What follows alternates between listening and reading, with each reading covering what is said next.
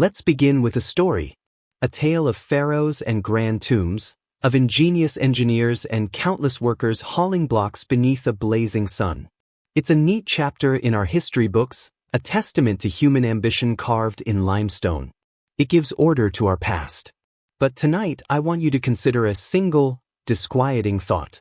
What if that story is just a veil? A comforting myth draped over a truth so vast and old it threatens to unravel our understanding of time itself? Close your eyes. Picture not the desert of today, but a different Giza. A landscape of rolling grasslands, of monsoon rains watering a land lush and alive. This was the world, thousands of years before a single pyramid cast its shadow, when the Sahara was not a sea of sand, but a cradle of life. This period faded, leaving only bones and whispers in the stone. And it is within those whispers that our first crack in history's facade appears. Look with me at the Great Sphinx. That immortal guardian with the body of a lion and the face of a king. For generations, we've attributed its creation to the Pharaoh Khafre, a sovereign of Egypt's 4th dynasty. But in the late 20th century, a scientist trained not in hieroglyphs, but in the language of the earth itself, approached the monument. He saw something the Egyptologists had overlooked. The weathering on the Sphinx's enclosure walls. It wasn't the sharp, horizontal scarring of wind-blown sand, the kind that sculpts dunes and polishes cliffs. What he documented were deep, vertical channels, undulating patterns, and smoothed, rounded contours. These are the unmistakable fingerprints of water. Not a sudden flood, but the persistent, patient work of heavy rainfall over centuries, perhaps millennia. This kind of erosion requires a climate that vanished from Giza over 7,000 years ago, a full 2 millennia before the reign of Khafre, before the very concept of a pharaoh existed. Let that sink in. The stone itself remembers a greener world. The evidence is not inscribed, it is etched by the elements, a record more durable than any papyrus. If the Sphinx bears the marks of a downpour that ceased when human civilization was in its infancy, what does that say about its birthday? It suggests we are looking at a sentinel from a forgotten age, a relic that watched the desert claim the grasslands. This raises a question that echoes across the silent plateau. Who carved it? The traditional narrative points to Khafre, but the proof is strangely absent. No dedicatory inscription links him to the Sphinx. No royal cartouche is carved between its paws. The connection is one of proximity and assumption, not hard evidence. And look closer. The stone temples that huddle near the Sphinx, built from blocks quarried right from its surrounding ditch, show none of that deep water wear. Their edges are crisp, their surfaces telling a younger story. It's as if those builders were cutting stone from a monument that was already ancient, a pre-existing landmark they simply adopted. Now consider the staggering effort.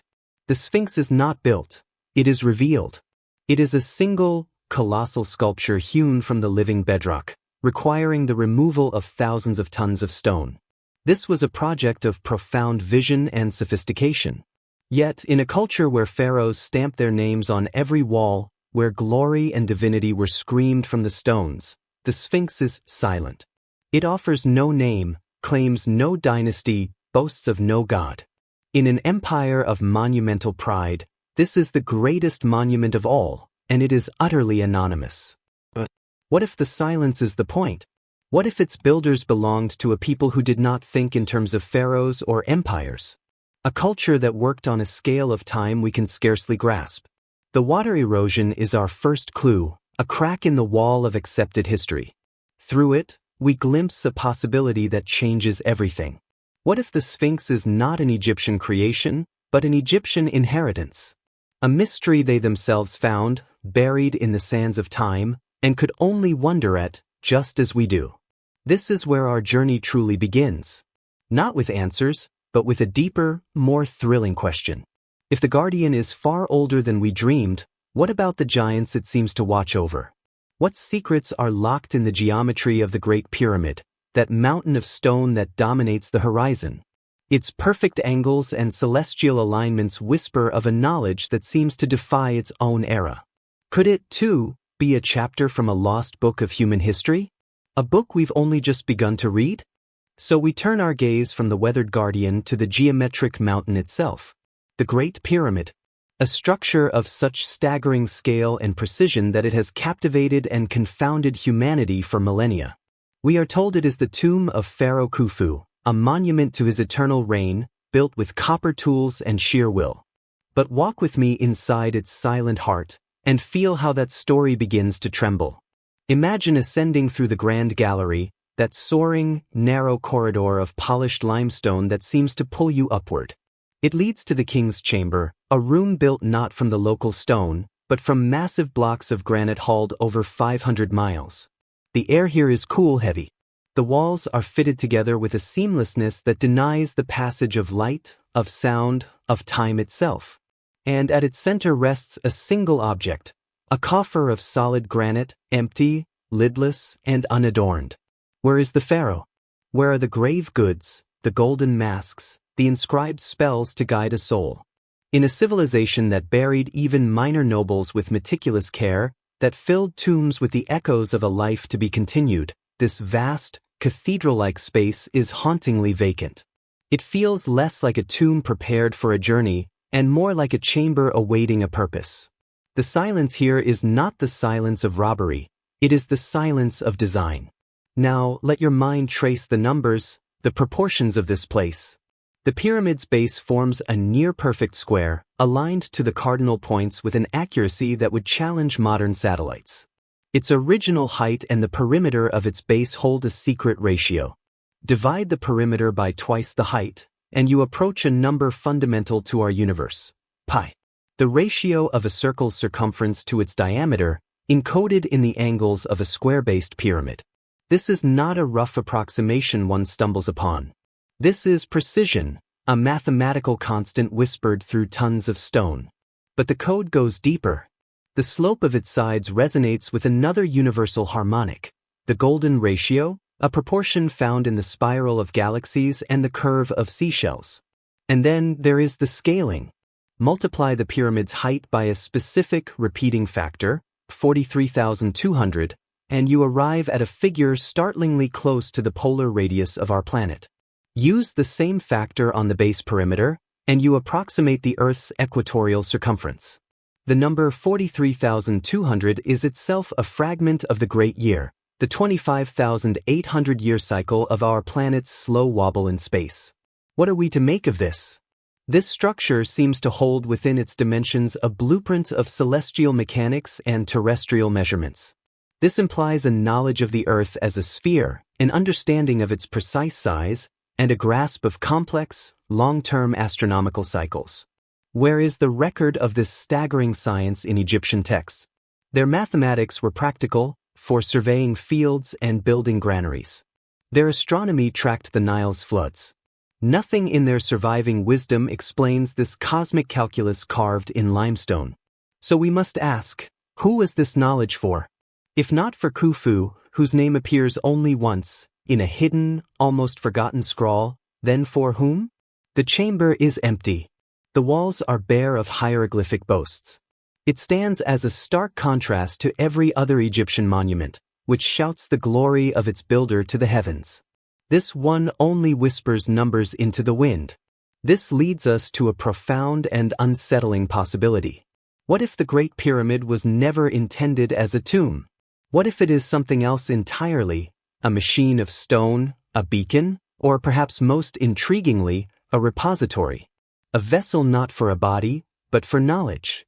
Think of the constants it encodes: pi, the golden ratio, the dimensions of Earth. These are not cultural concepts.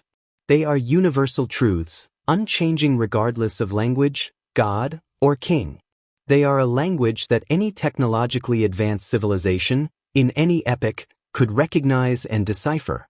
Could it be that its builders, foreseeing some great unraveling of their world, a deluge, a climate cataclysm, a fall into darkness, sought to preserve the core of their understanding? They chose the most durable medium, mountain-sized stone. They used a language that would never be lost, mathematics. They built not for their present, but for a future they would never see. A future that might need to relearn the fundamentals of its own world. The pyramid, then, becomes a time capsule. Not of artifacts, but of axioms. Its silence is deliberate, because words fade and meanings shift.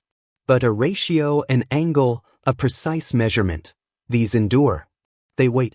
They wait for a culture that develops the tools to measure the earth anew, to gaze at the stars with fresh eyes, and to stumble upon the same numbers hidden in this ancient geometry. In that moment of recognition, the message is delivered across the millennia. You are not the first to know this. You are remembering. But if this is a message, who were the senders? The erosion on the Sphinx suggests a people from a lost, green age. The pyramid's codes suggest a civilization with the eyes of astronomers and the minds of physicists. Could they be one and the same? A culture that flourished and then vanished beneath the sands of time and the sands of the desert, leaving only these immense, silent teachers behind? And what of the world they left? Scattered across the globe are other enigmatic hints. Massive pillars in Turkey erected before agriculture, sunken structures off the coast of Japan that mirror architectural precision, legends from Plato of an advanced island lost to the sea. Are these fragments of the same forgotten story? Is the Great Pyramid the largest remaining piece of that puzzle? This notion threatens the tidy timeline of human progress.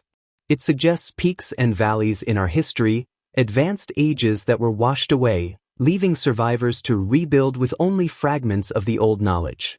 The Egyptians, then, would not be the originators of Giza's wonders, but their awestruck inheritors.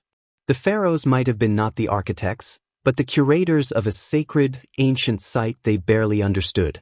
They built their smaller, less precise pyramids nearby, trying to emulate a greatness they could no longer replicate.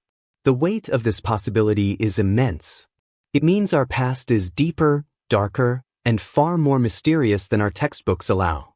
It means the pyramid on the Giza plateau is not a beginning but an end, a final, desperate act of preservation from a world that saw its own sunset coming. It stands not as a monument to what we were, but as a library waiting for us to become ready to read its contents. Now, let us look for the librarians. If the pyramid is a silent archive and the Sphinx an ancient sentinel, then surely those who came later would have left some record of their encounter with these mysteries. What did the Egyptians themselves say about these structures that supposedly defined their golden age? The answers are not found in boastful claims of construction, but in far more humble admissions. Deep within the Cairo Museum, away from the spotlight, rests a stone slab known as the inventory stela.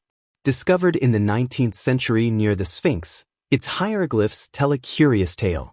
It speaks of Pharaoh Khufu, the very king credited with building the Great Pyramid. But the text does not celebrate a founding. Instead, it describes Khufu ordering the restoration of a temple dedicated to a goddess, right beside the Sphinx. It mentions the Sphinx itself as an already existing ancient monument. The pharaoh in this account is not a builder, but a caretaker, a restorer of something sacred and pre-existing. His role is not to create, but to mend and honor a legacy he inherited. Why is this not the celebrated story? Why is this stela a museum footnote, dismissed by many mainstream scholars as a later, fictional creation? Consider the motive. Egyptian pharaohs were masters of propaganda, weaving their divinity into the fabric of stone and story. Why would a later dynasty invent a narrative that diminishes the glory of a legendary king like Khufu, reducing him from supreme architect to a mere steward? It makes no sense as propaganda. Unless, of course, it held a thread of truth that was simply too inconvenient to weave into the grand tapestry of Egypt's official history. This theme of forgotten inheritance echoes centuries later. Move forward over 1,000 years to the time of a young prince named Thutmose IV. He was not the heir to the throne, a younger son with no destined path to power. The story, carved on a granite slab between the Sphinx's own paws, tells of a hunting trip on the Giza plateau. Exhausted, the prince slept in the shadow of the great statue, its body then completely buried up to the neck in desert sand. In his sleep, the sun god, embodied by the Sphinx, spoke to him. The deity complained of its suffocation, of being choked by the neglect of the ages. It offered a bargain: clear away the sand that imprisoned me, restore my sanctity, and the throne of Egypt will be yours. Thutmose did so, and in time, he became pharaoh. This dream stela commemorates his divine endorsement. But pause. Let the implications settle. This is the 18th dynasty, a peak of Egyptian power and cultural memory. Yet here, the Sphinx, claimed by tradition to be carved by their own ancestor Khafre just 1,000 years prior, is not a revered, maintained icon. It is a forgotten ruin, swallowed by the desert, its cult extinct, its very form lost. How does a civilization lose its greatest monument? How does a god made of stone become so thoroughly abandoned by the very people who supposedly gave it life? The stela paints a picture not of continuity, but of rediscovery. The Sphinx was not a living part of their active religion. It was an archaeological mystery even to them. Thutmose IV didn't restore a current temple. He revived a lost one. He didn't clear sand from a familiar statue. He uncovered a legendary one. The god in the dream speaks with the loneliness of millennia. This isn't the voice of a recent creation. It is the voice of something ancient pleading to be remembered. So we have two pharaohs, separated by over a millennium, both portrayed not as founders, but as finders. One restores a temple beside an ancient guardian. The other rescues that guardian from oblivion. Their stories align, pointing backward to a past that even the mighty Egyptians viewed as a time of origins lost in mist. This pattern of amnesia is perhaps the most compelling evidence of all. It suggests a break in the chain of memory. The true builders, their names and purposes, had faded long before Khufu's priests etched their rituals. The plateau, with its impossibly precise geometry and its water-scarred guardian, was a sacred palimpsest. The Egyptians wrote their own story over it, but the older writing in the language of erosion and alignment still showed through. And what of the spaces we cannot see? Beneath the sun-baked surface of the Giza plateau, the earth holds its breath. Ground-penetrating radar surveys have hinted at voids, cavities, and what appear to be passageways deep in the bedrock. Some match descriptions from 19th-century explorers who spoke of labyrinthine tunnels before access was sealed or denied. The most famous of the known subterranean structures is the so-called Osiris Shaft, a deep, multi-level complex cut into the limestone. Its lowest chamber holds another empty, plain stone box, submerged in groundwater, its purpose utterly opaque. These underground spaces lack the markings of tombs.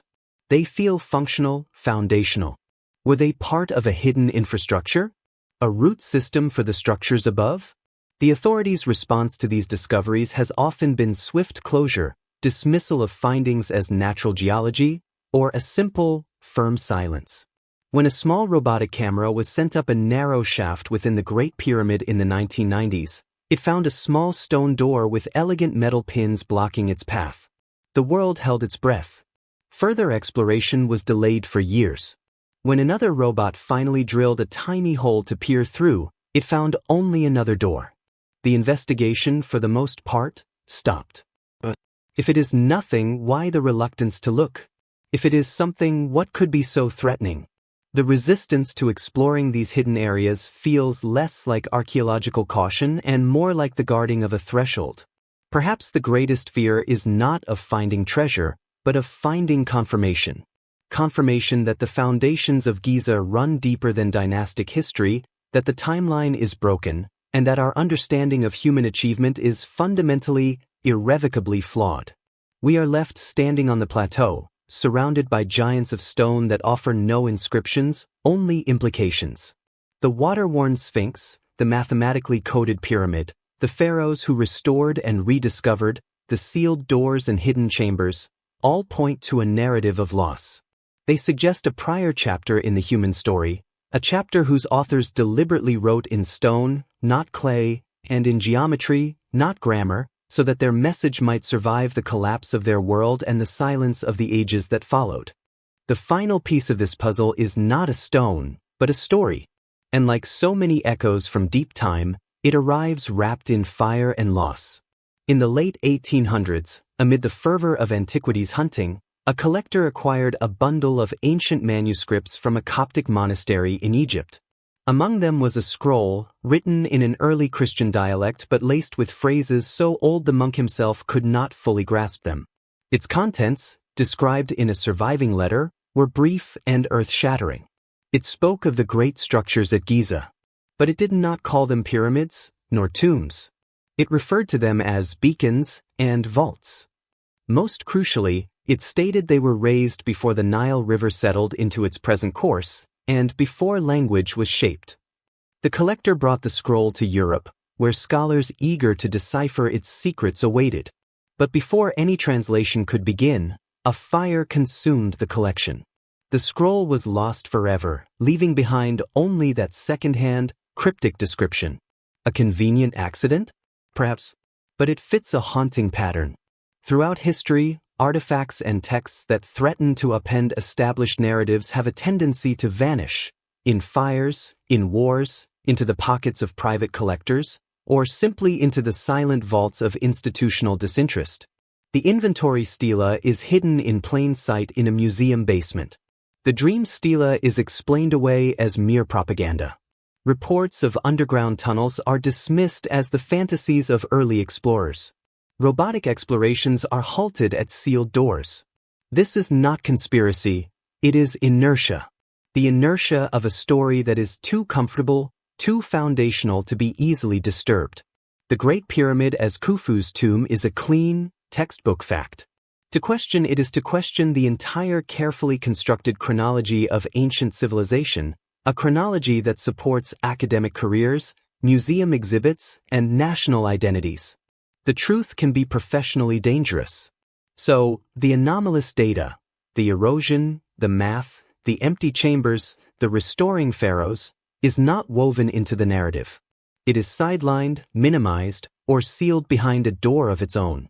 But let's follow the thread of that burned scroll to its logical, breathtaking conclusion. Imagine a civilization that is not our historical ancestor, but our prehistoric predecessor. A culture that thrived during that green Sahara, possessing a sophisticated understanding of geomancy, astronomy, and engineering. They see a change coming in the world's climate, a shift that will turn their paradise to desert and scatter their people. How do you preserve the core of your knowledge through such a cataclysm? You cannot write it down, for ink fades and languages die. You cannot entrust it to oral tradition, for memories fracture. You build on a scale that defies the elements. You choose a site of profound geological stability. You encode your knowledge not in words, but in the universal constants of mathematics and celestial alignment, the only language that will be true in 10,000 years. You create a library, but its shelves are made of geometry, and its books are written in ratios. You create a guardian, and you weather its face with the very rains you know will cease, as a permanent timestamp for those who understand the sky. Then you depart, or you fade, leaving the stones to keep watch. Millennia pass. The desert claims the land. New peoples arrive, settling along the life-giving Nile. They discover these colossal, silent structures on the plateau. They have no memory of their making. The technology to create them is beyond their own. So, they do what humans do. They weave the monuments into their own story. They attribute them to their greatest kings.